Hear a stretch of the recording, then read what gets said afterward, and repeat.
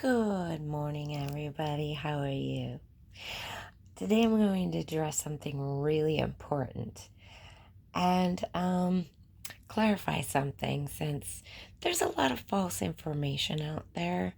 There really is. Now, I saw something, a short, done by a dentist who's probably pretty popular because he's funny, and he featured a clip of a woman who had opened her mouth up as wide as possible to shove an ice cream cone in it, and her jaw got stuck open. Yeah, ow. She had to go to the hospital to have it pop back out and into place. And unfortunately, this dentist did a short that said, what we have here is a nasty case of lockjaw. No. So, lockjaw is actually a disease. It's not that your jaw is stuck open like he said.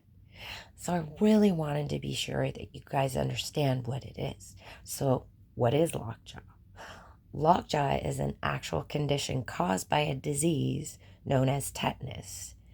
Tetanus is caused by a bacteria. It is a bacteria that causes a condition known as lockjaw. Now, it is the opposite of what this woman had. This woman's jaw was stuck open, whereas lockjaw, similar to botulism, which paralyzes your muscles, causes all of your muscles to go into an intense spasm that locks your jaw shut. Hence the term lockjaw. So you're in such a tight spasm, you can't eat, you can't drink, and you die. So how do you get tetanus? You've probably heard. Tetanus survives on rust, and all you have to do is puncture your skin and introduce that bacteria, and you get tetanus, which can lead to lockjaw. It kills quickly. You don't want to get that. I imagine it's pretty painful. So then, how do you prevent lockjaw?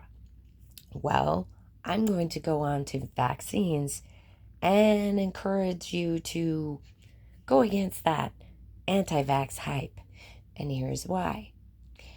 Part of your childhood vaccines is called a Tdap, and it stands for tetanus, diphtheria, and pertussis. So, tetanus, your first thing to get inoculated against in that shot.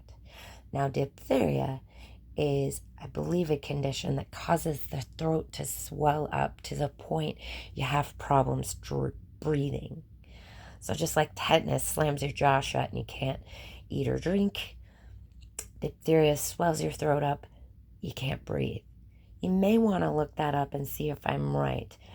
But either way, you should learn about these diseases and be educated anyway. Now, what is pertussis? Pertussis killed my great aunt Violet when she was only 5 years old.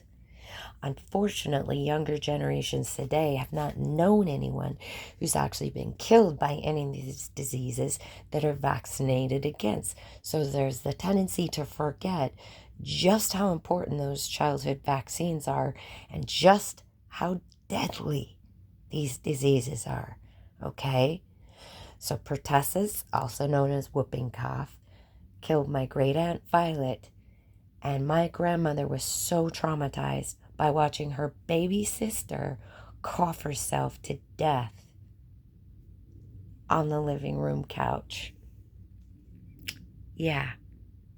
So, you do need your childhood vaccines, and that's what lockjaw actually is. Then you have your MMR, or measles, mumps, and rubella. Those diseases are nothing to mess with. These diseases can cause blindness, deafness, horrible scarring, permanent damage. They're nothing to mess with. If you survive these diseases, there's a lot of likelihood you're going to have permanent damage. Why would you want to do that to your child, right? Do your childhood vaccines. Don't fall for this anti-vax thing, because those vaccines are given to children for a reason. Don't fall for that hype, okay? All of us older folks know someone killed by those exact diseases, okay? If vaccines for it had been around, I would have had a great aunt named Violet. Yeah. So, stay healthy. Don't believe that hype. Get vaccinated and don't get scammed. Take care, guys.